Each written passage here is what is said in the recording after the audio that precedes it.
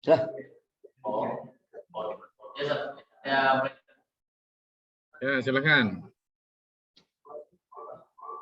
Jadi, Assalamualaikum warahmatullahi wabarakatuh. Mic-nya belum. Waalaikumsalam warahmatullahi wabarakatuh. Saya di sini akan presentasikan tentang dunia cyber atau cyber community. Masyarakat cyber. Seperti yang kita tahu bahwa cyber community adalah masyarakat global dan pembentukan cyber community itu merupakan kelompok-kelompok orang yang menempati sebuah wilayah atau teritorial yang hidup secara relatif lama, saling berkomunikasi, memiliki simbol-simbol dan aturan tertentu, serta memiliki hukum yang mengontrol tindakan anggota masyarakat. Juga memiliki sistem stratifikasi dan sadar sebagai bagian dari anggota masyarakat tersebut, serta relatif dapat menghidupi dirinya sendiri. Sebentar, Yan. Sebelum antum mulai, ini antum ambil dari bukunya siapa?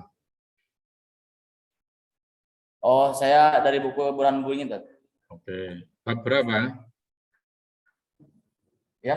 Bab berapa? Bab berapa? Cyber community, masyarakat cyber itu bab berapa? Bab ke-7. Ya, oke. Lanjut. Diterangkan itu dulu. Antum jangan terlalu bersemangat. Kamu ada 14 doang. Ya, lanjut. Silakan. Apa-apa.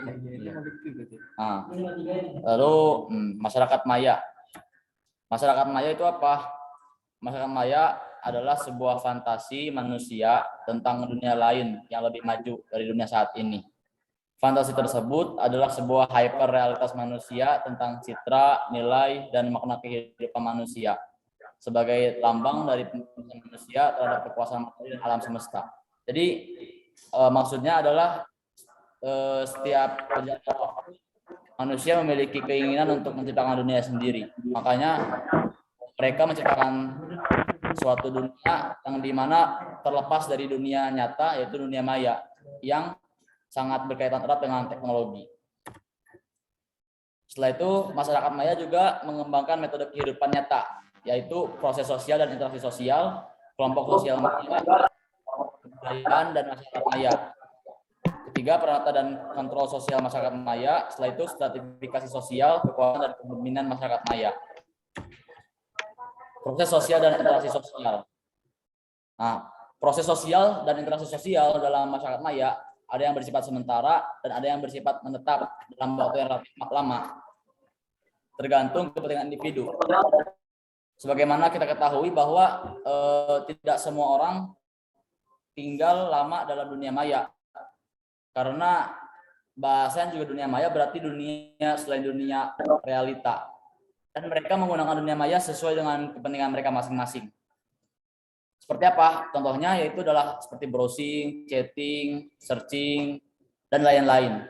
Segala aktivitas yang berkaitan dengan dunia maya seperti Facebook dan juga Twitter, Instagram, dan platform-platform aplikasi lainnya.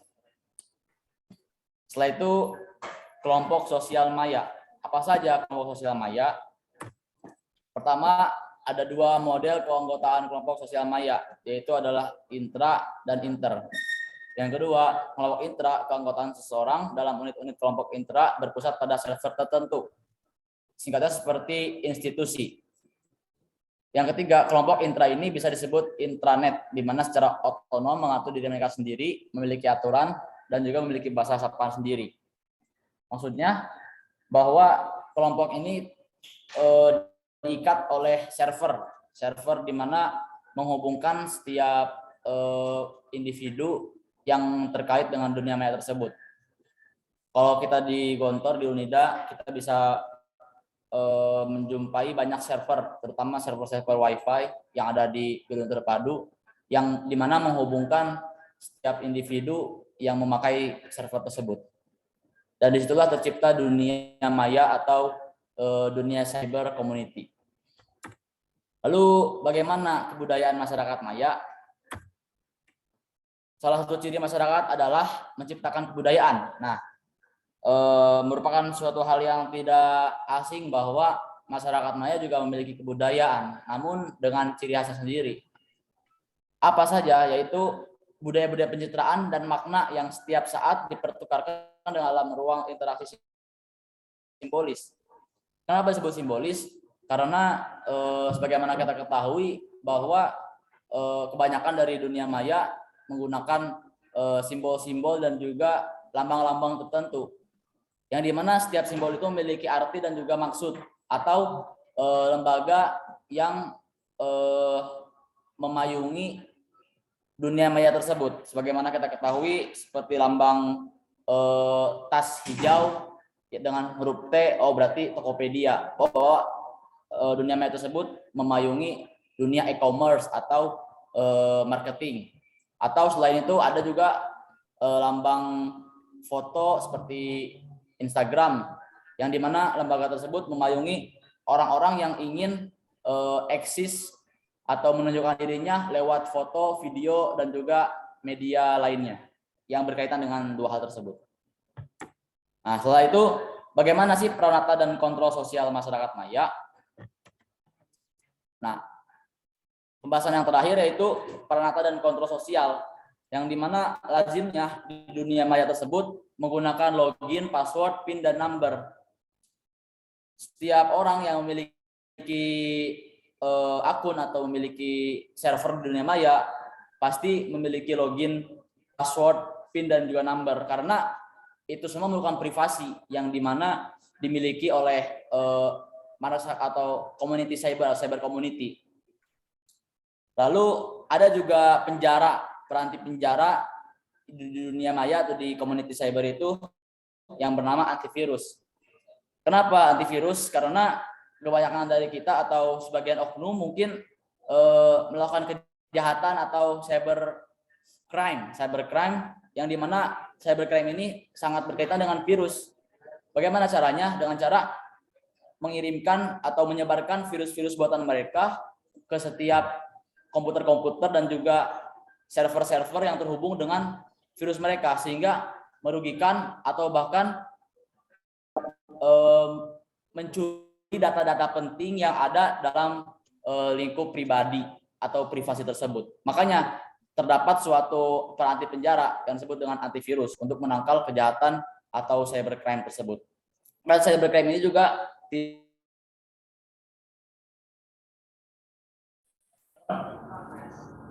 kelompok hacker yang dimana membantu jalannya aktivitas antivirus ini. Ada hacker yang baik, ada hacker yang jahat. Sebagaimana ada polisi dan juga ada penjahat. Nah, di dalam dunia maya juga tersebut ada hal-hal yang berkaitan dengan itu. Mungkin cukup sekian presentasi dari saya. Kurang lebihnya mohon maaf. Apabila ada yang kurang bisa ditambahkan. Sekian. Assalamualaikum warahmatullahi wabarakatuh. Assalamualaikum warahmatullahi wabarakatuh. Bagus itu loh, Ren. Ngapain ditunda-tunda? Ya. Ya, nggak dipaksa. Kadang perlu dipaksa. Iya. Oke ya. Saya kira secara umum bagus. Terus apa yang ingin antum kritisi atau antum tanyakan dari apa pendalaman bab itu ya? Bab 7 atau bab berapa tadi? Bab 7, Ustaz. Ya, silakan. Mungkin apa yang ingin antum ajaran penting ya dari bab itu? Jadi dalam bab ini atau dalam bab masyarakat cyber ini kita dapat mengambil kesimpulan bahwa manusia hidup di antara dua dunia. Pertama dunia nyata, yang kedua dunia maya. Ya. Dan sebagaimana kita ketahui bahwa di era globalisasi ini, di era modernitas ini, masyarakat lebih cenderung menghabiskan waktunya di dunia maya. Kenapa? Karena selain bersifat global, masyarakat maya juga sifat efektif dibandingkan masyarakat yang ada di dunia ini. Terkhusus di masa pandemi COVID-19, yang dimana hubungan sosial antara manusia itu dibatasi dan dijarak. Maka keberadaan dunia maya merupakan suatu hal yang strategis, bahkan bukan hanya sekedar sosial, marketplace atau tempat untuk jual beli pun banyak diadakan di dunia maya. Bahkan tidak salah lagi bahwa tempat penjualan tersebut menjadi hal yang sangat sentral dan bahkan mengalahkan toko-toko komersial yang ada. Maka kalau misalkan kita tidak bisa mengikuti arus global ini untuk terjun di dunia maya, kita akan menjadi manusia gua, yang dimana manusia gua ini bukan diartikan orang gua yang lahir di gua dan tinggal di gua, tapi orang yang sangat tidak tahu atau polos, tidak cakap terhadap teknologi, dan kita bakal tertinggal oleh zaman. Begitu. Oke. Terakhir, apa yang ingin antum tanyakan dari bab itu? Kalau ingin bertanya, saya ingin bertanya tentang kan akhir-akhir ini ada suatu dunia baru namanya metaverse. Jadi bahwa teknologi sekarang tuh akan dikembangkan lagi dan dunia maya hari nanti, esok hari ya, itu bukan seperti dunia maya sekarang. Bahkan kita mungkin bisa merasakan dunia maya itu langsung seluruh badan seperti virtual reality atau kayak hologram gitu. Nah, pertanyaannya itu bagaimana masyarakat Indonesia menanggapi hal itu semua gitu dengan keterbatasan dan juga keterbelakangan teknologinya gitu. Apakah bisa atau tidak? Gitu. Oke. Bagus ya. Saya ingin memberikan catatan ya. Bagus siapa namanya Rian. Makanya jangan biasa nunda waktu ya. Terus yang kedua itu dikasih pengantar dalam bentuk apa? Buku itu antum cerita tentang bukunya. Itu antum tambah ya di PPT itu. Poin-poin penting apa? Pertama identitas buku itu antum kasih juga di PPT antum itu. Terus berapa bab, masing-masing bab itu apa saja poin penting yang dibahas. Terus baru antum masuk yang diperdalam tentang masyarakat cyber itu di bab apa. Oke ya.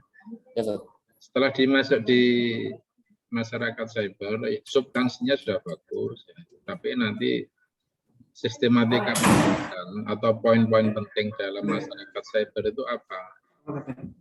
Kebetulan antum langsung ya tentang cyber community atau disebut dengan masyarakat maya ya. Kemudian yang kedua tentang proses sosial dan interaksi sosial dalam dunia maya. Karakteristiknya apa? Kira-kira begitu ya. Terus yang ketiga adalah tentang kelompok sosial maya. Enggak salah kan nanti termasuk Facebook itu kan kelompok maya juga kan. Kelompok-kelompok sosial maya itu ya Facebook itu. Instagram itu kan berarti kan Facebook itu kan ada kesamaan.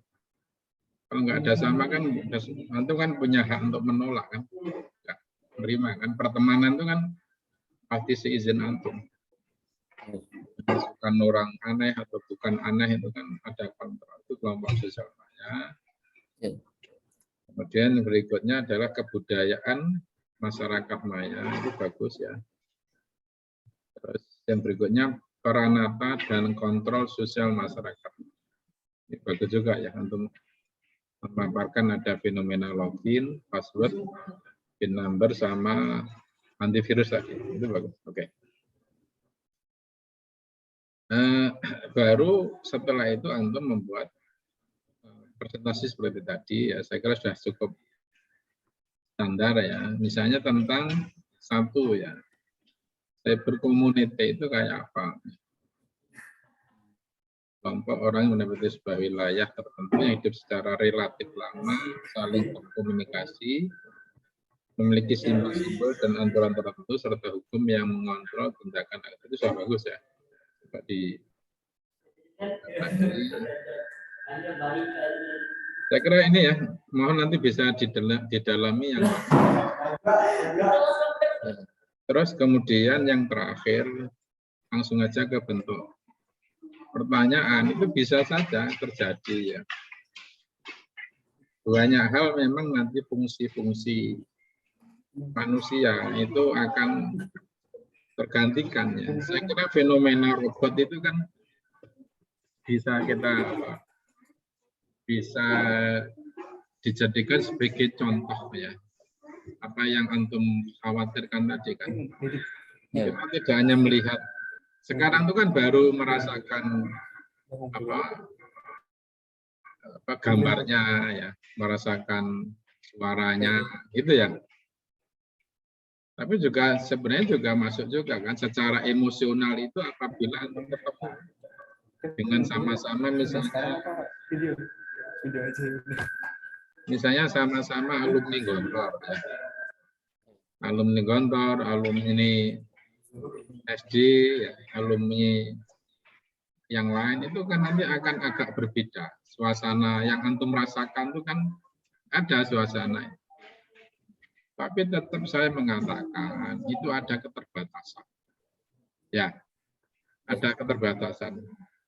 Kayaknya kita dalam dunia maya itu bisa melakukan apa saja. Baik dalam arti positif atau negatif. Tapi tetap saja misalnya tetap ada keterbatasan. Ya. Mungkin rasa dalam arti apa ya tadi itu aja kan, tapi lebih dalamnya itu kan enggak.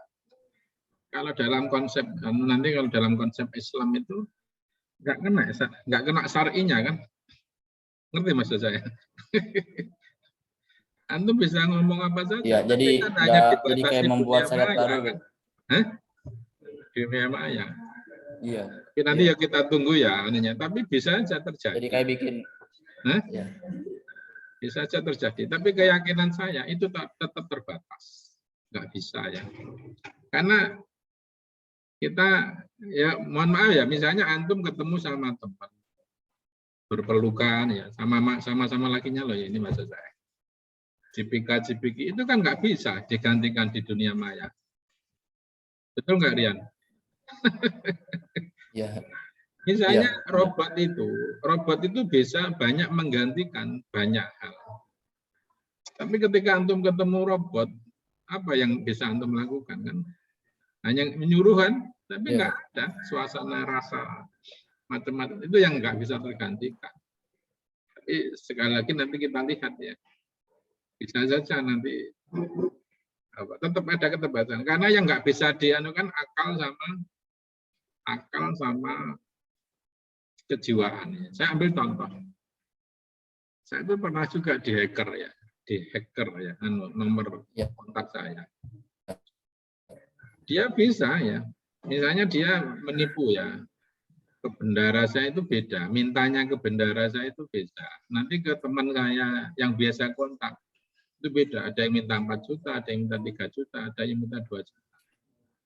Kontak itu kan ada ya. Ada menekan, ada ini dan sebagainya. Tapi ada yang tidak bisa tergantikan oleh, yang tidak bisa diambil begitu saja oleh teknologi itu. Apa kira-kira dia? Kebiasaan. Emosi, spiritual. Sisi emosi. Yang kedua kultur. Kultur itu loh. Misalnya gini, kasus di bendara saya misalnya, nggak biasa. Ustadz itu minta uang seperti itu nggak biasa kan? Itu yang nggak bisa dia nggak bisa menipu orang lain. Misalnya tolong di transfer saya 4 juta. Ini bendara saya itu tahu kebiasaan saya minta uang itu kayak apa caranya. Itu nggak bisa digantikan. Ngerti maksud saya? Iya. Ada, tetap keterbatasan tetap ada. Misalnya, oh biasanya masa sih malam-malam begini ya kenal, tapi kan nggak biasa. Misalnya saat Fajar minta-minta begini, apalagi malam-malam begini. Suasana itu yang nggak bisa diambil, tapi dia bisa mengakses nomor saya, bisa mengakses teman-teman saya, itu betul. Nah, kita pusing bisa kita nggak memahami itu, makanya kebiasaan itu yang nggak bisa diambil oleh mereka. Itu diantaranya. Itu kira-kira jawaban saya, respon saya terkait dengan apa yang antum khawatirkan. Dan bisa juga orang itu juga terjebak dengan tadi itu. Dan saya kira tetap ada ekses positif, ada ekses negatif. Kira-kira itu ya dari Rian atau dari